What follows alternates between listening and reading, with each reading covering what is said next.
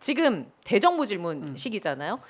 대정부 질문에서의 그 태도, 행정부의 태도도 좀 눈여겨볼 포인트가 있어요. 보면 이제 오늘 나온 기사인데 외교부 국방부 장관이 불출석한다고 하니까 국회에 능멸하는 거냐 뭐 이런 옥신각신 신랑의 끝에 결국 대정부 질문이 5시간 연기가 돼서 출석은 하는 것으로 일단락은 됐습니다. 외교부 장관은 7시, 국방부 장관은 9시에 출석을 결정하면서 봉합은 된 모양새인데 어제도 그렇고 오늘도 그렇고 어제는 이제 뭐 박지원 의원이라든지 서용교 의원이라든지 막 설전이 네. 펼쳐지기도 했었거든요.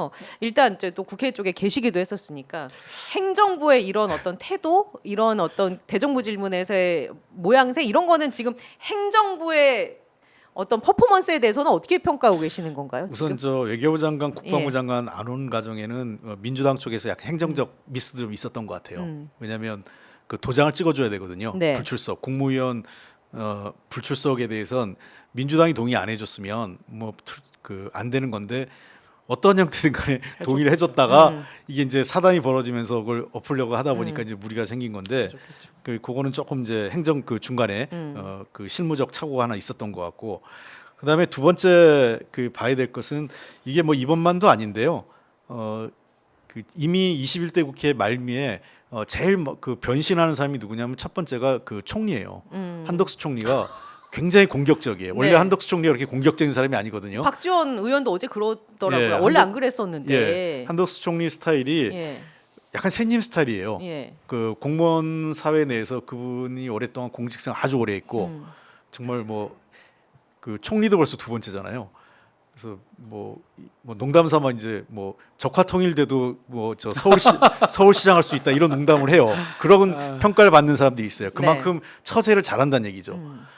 근데 그러니까 그 사람 관계 잘하고 뭐 성품도 비교적 온화하고 뭐 이런 스타일인데 지난번 21대 국회 때부터 보면 답변이 굉장히 거칠어요. 예. 그러면 제가 보기엔 그때 윤석열 대통령이 좀 뭐라고 한 게 있어요. 그때 막 공무원들 상대로 싸우라고 막 하고 싸우라고 그랬잖아요. 대통령이 그러고 나니까 예. 태도가 바뀝니다. 그래서 총리부터 장관까지 막 해서 제가 한번 그 뭐라고 한 적이 있어요. 그리고 이러지 말라고. 그러니까 또 좀 바뀌어요. 그래서 그때 보면 제일 잘하는 답변 잘하는 사람이 이조 교육부총리예요. 이조 교육부총리는 그러니까 그런 거에 답변 잘한다는 게 다른 게 아니라 의원들이 뭐라 하면 아, 네. 뭐 좋은 지적이십니다. 저희가 예. 잘 뭐 하겠습니다. 그리고 잘 반영해서 잘못된 부분 교정하도록 수정하도록 노력하겠습니다. 이러면 넘어가는데 바락바락 싸우는 거죠. 네. 지금 대부분 장관들의 태도가 그렇고 아마 그게 장관 평가의 기준인 것 같아요. 그래서 그걸 잘 못하는 사람은 국무회의나 예. 또는 이제 대통령에서 실에서 별도로 이제 시쳇말로 뭔가 압박이 가하는 거죠. 그러니까 장관들도 굉장히 스트레스 받고 여기 와서 뭔가 국회에서 한 건 해야 되겠다 이런 의지가 강한 거죠. 그러니까 지금 대표적으로 보이는 게 총리, 국방부 이제 지금 그만뒀지만 네. 신원식 장관, 그다음에 이제 새로 된 김영현 예. 이런 사람들은 거의 싸움닭 스타일이죠. 그러니까요. 거의 지금 뭐 청문회라든지 대정부 질문 나오면은 계속 이렇게 그러니까 엄지를 어색하죠. 높여가면서 김문수 장관이라든지 실제로는 대정부 질문하면 국회의원의 뭐 불호령이 떨어지면 총리라든지 국무위원들은 대부분 뭐 죄송합니다라고 하고 하는데 언제부터 그랬냐면 한동훈 법무부 장관 때부터 깐죽깐죽거리면서 뭐 반박하고 지금 사실은 국회의 권한 중에 하나가 입법도 중요하지만 정부의 견제 감시 네.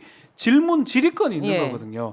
그러니까 국민의 대표가 질의하는 건데 어디서 저렇게 건방지게 행동을 해요? 안 되는 거거든요, 사실은. 예. 근데 이거는 뭐를 믿고 있냐면 저는 우리 원내대표님 말씀하신 것 조금 더하게 하면 대통령의 뒷배를 믿고 하는 것 같아요. 안 그러면 본인 스스로 판단해서 할 수는 없어요. 한덕수 같은 사람이. 저는 뒤에서 대통령이 있다는 걸 믿고 있기 때문에 저렇게 시건방지게 다들 행동하는 것 같아요. 뭐 저 일각에서 얘기하는 것처럼 저도 이제 국회의원 했지만 국회의원들의 태도에도 문제가 있는 건 사실 인정을 해요. 뭐 지나치게 너무 과도하게 인신공격적 발언이나 이런 걸 하는 것은 잘못된 건 있지만 그렇다 하더라도 모든 국가에서 가장 그 우선하는 그 헌법적 우선순위는 국회에 있습니다. 입법부에. 그러니까 우리나라 헌법에도 서열이요. 입법부가 먼저 나옵니다. 아, 행정부보다. 예, 대통령하고 행정부보다 입법부가 먼저 나오고 미국 같은 경우는 아예 우리는 국민으로부터 대한민국의 주권은 국민에게 있다지만 미국은 아예 캐피털, 그러니까 하원에 있어요. 그렇죠. 그러니까 그 정도로 입법부가 네. 대통령제 하에서 입법부가 중시되는 거고. 매우 중요하죠. 예. 의회주의잖아요, 그게. 그 워싱턴에 가면요 높은 건물이 없어요. 대체로 10층짜리 건물인데 왜 그러냐면 하우스. 그러니까 의회 그 미국 그 하원 의회 건물 있잖아요. 우리 네네. 보통 동그란 건물. 예. 그 건물 이상 높이 지을 수 없어요. 그러니까 그만큼의 이제 이 권위를 인정해 의회에 주는. 대한 권위를 인정해 주는 예. 거죠.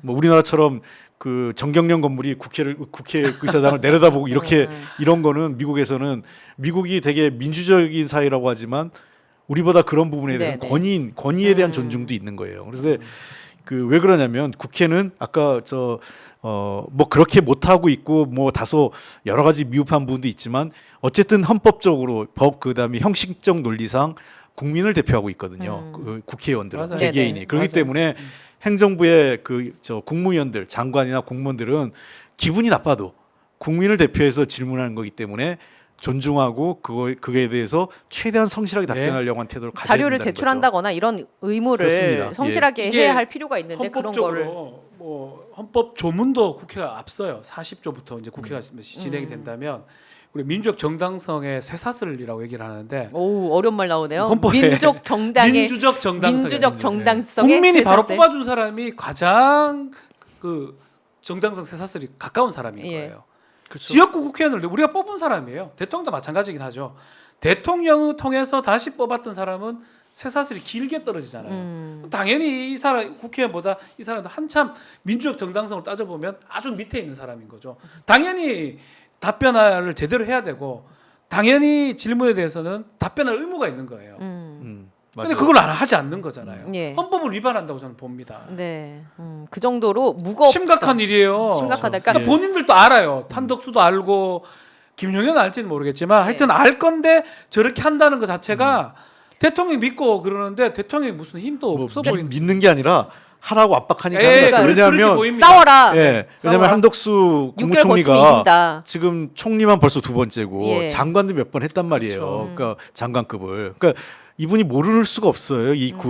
저 행정부가 국회를 대하는 태도가 옛날에 아까 요즘 그런 말 많이 나오잖아요. 전두환 군부 시절에도 이렇게 하지 않았다. 그럼요. 오늘 그 박찬대 원내대표가 안 그래도 그런 얘기를 했습니다. 이런 지금 그 사태에 대해서 여태까지 유신 독재, 전두환 독재 때도 이러지를 않았다라는 표현을 쓰더라고요. 뭐 근데 이제 내면에서 훨씬 더 심하긴 네. 했는데, 네. 예. 근데 이제 형식적으로 비춰지는 모습에 있어서는 장관들이 머리를 숙이고 그때는 이제 사실은 장관도 힘이 없어서 그 힘 있는 사람이 따로 있어서 문제였죠.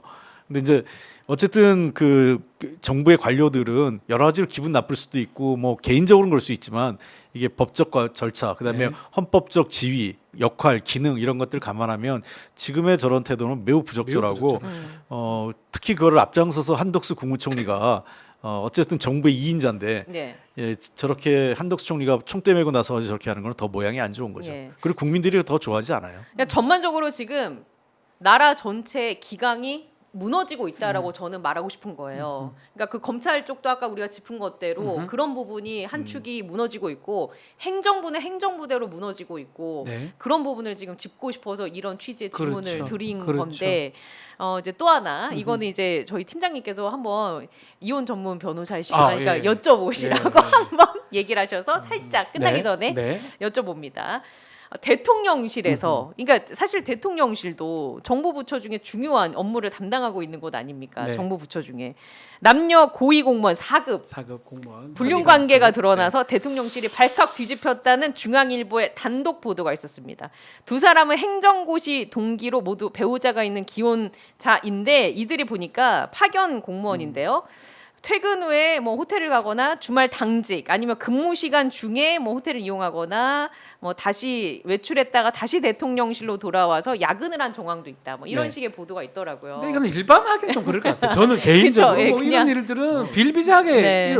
일반 사기업도 일어나고 이 행정부처의 대통령실 아니라도 충분히 일어날 수 있고요. 또 두 사람의 또 특수한 관계가 있잖아요. 행정고시 동기생이면 이전부터 인연 있을 어떤 수 있다. 친분이 있었을 거니까. 근데 갑자기 둘 다 파견을 하거든요.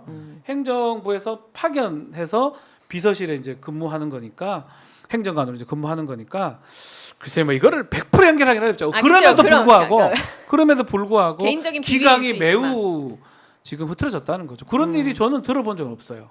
사실은 저는 대통령실은 우리가 알다시피 그 뭐 새벽 6시인가 5시 업무 강도가 어떻습니까? 매우 대통령 고통스럽습니다. 대통령실 4급 정도의 바람 업무 피고 할 강도. 상황이 아닌데 생각이 업무 들어요. 강도가 매우 어떻습니까? 고통스럽죠. 그 이제 실제로 일하는 네. 사람이 4급 정도라고 보시면 돼요. 예. 행정- 왜냐면 한창 일할 그 이게 이제 이런 거죠. 그 높은 기관으로 갈수록 일하는 직급이 높아져요. 우리가 흔히 단적인 하나 그냥 예를 들면 국방부 청사에 가면 뭐 육군본부라 그러면 대령이 유리창 닦는다 이런 얘기 농담을 하잖아요. 뭐 맞아요. 사실이냐 아니냐를 떠나서. 맞아 중령은 실무자고요. 예. 대령 그러니까 이제 과장. 그게 뭐냐면 보통 이제 4급이면 과장급인데 정부 부처에 중앙부처에 서기관. 과장급의 공무원들이 이 기한하지 않아요. 정부 부처에서는. 예. 왜냐하면 밑에 주무관하고 사무관이 있기 때문에 5급들이 있으니까. 5급 또는 5급 이하에서 먼저 하고 한번 그 국장한테 올라가기 전에 과장이 한번 결제합니다. 보고 문제를 봐요. 그러니까 이제 실무 총괄 정도를 하는 거죠. 근데 대통령실 가면 4급 과장급이면 실제로 공무서를 만들어야 되는 직책이에요. 그래서 제일 노동 강도가 제일 높은 직급이죠. 4급, 5급 정도가. 그래서 예. 제 옛날 이제 노무현 정부 시절에 문재인 정부 시절에도 뭐 그 우리 국회 보좌관 하다가 청와대로 행정관, 선임행정관 많이 네네. 가요. 그 행정관, 선임행정관이 3급, 4급이에요. 한창 일하는. 예. 그러면은 아침에 6시 출근을 7시 전에 해야 되고요. 이런 거죠. 대통령 회의가 8시에 한 예. 8시 반에 한다고 치면 그 수석 회의는 8시에는 해야 되잖아요. 네네. 그리고 또 수석한테 올라가는 그 비서관이 봐야 되는 거는 7시 반에 봐야 되고 예. 그 밑에는 30분 더 전에 와야 네. 되고 그러니까 연차적으로 그러는 예. 거예요. 그러니까 대통령한테 8시 반에 수석 회의를 하려면 쭉 한 2시간 전 1시간 최소한 1시간에서 1시간 반 전에 회의가 쭉 하면서 오늘 보고할 내용들 검토하고 들어가야 수석이 대통령이 뭐 경제수석 네네. 이거 보고서 이거 있는데 뭡니까 하면 이건 어떤 내용이고 뭐 이거 참고 자료까지 얘기해 줘야 예, 예. 되잖아요. 숙제하고 가야 되는 거죠. 네. 그러니까 그러려면 4급들은 부지런해야 되는데. 아침 그 새벽 7시 전에 출근해서 저녁에도 12시 그래요. 에 맞습니다. 퇴근하고 그렇기 때문에 굉장히 힘들어서 그래서 대통령실에 근무하면 1년 이상을 근무 못 해요. 그래서 1년 근무하고 그다음엔 승진시켜서 내보내 주는 거예요. 일반적으로. 네, 그럼에도 불구하고 아무튼 지금 전체 예. 곳곳에서 기강이 문란하다 보는 게 기강. 맞는데 그게 100% 인간성이다. 근데 하여간 그거는 하지만, 그거하고 네. 연관시키기 하긴 뭐한데 다만 지금 현재 그 제가 윤석열 정부에 대해 한 가지만 사례를 들면 꼭 그 사례가 아니라 일을 안 한다는 건 확실해요. 왜 그러냐면 제가 문화체육관광위원장을 했잖아요. 윤석열 정부 출범하고 2022년 7월부터 그 문광위원장을 했는데 제가 문광위원장을 하는데 어느 누구도 정부 부처 문화체육관광부의 관계자 그다음에 대통령실의 관계자 누구 와서라도 이게요 그 국정과제 100개 중에 하나인데 대통령이 관심 사업이고 이거 꼭 해줬으면 좋겠습니다 한 사람이 아무도 없어요. 그리고 저만 그런 게 아니라 다른 우리 그 야당 상임위원장 물어보면 아무도 없어요.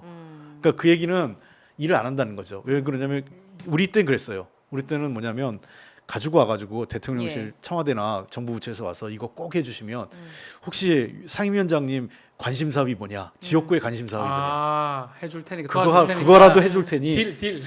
이거 좀 해주시면 안 됩니까? 네, 이렇게까지 해요. 그렇게 해야죠, 사실은. 예 그렇게 해서 예를 들면 상임위원장이나 그 야당의 네. 핵심 인사들 있잖아요 키맨이라고 흔히 예. 그런 사람들의 지역구 예산을 반영해주고 그리고 자기 이제 핵심 맞습니다. 대통령의 예, 핵심 풀고 예. 이런 것들을 해야 되는데 하는 거예요. 그게 그런 이제 일조차도 지금 안 하고 있다. 없는 전혀 거죠. 안 하고 그러니까 그래서 있다. 대통령한테 보고 그랬을 거예요. 야당이 다수석이라 아무것도 안 됩니다. 저는 그거는 무능한 사람들이라고 봐요. 그러니까 윤석열 대통령 이전에 윤석열 대통령의 무능 이전에 그 주변의 대통령 참모들이 무능한 거는 이런 거예요. 다수석에 요거 조건이 주면 다 일합니다.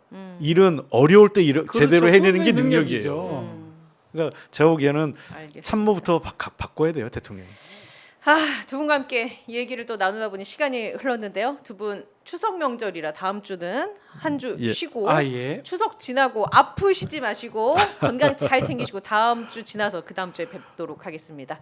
자, 뉴스 오로록도 오늘은 여기서 마치도록 할게요. 시청해 주신 여러분 고맙습니다. 고맙습니다. 감사합니다. 네.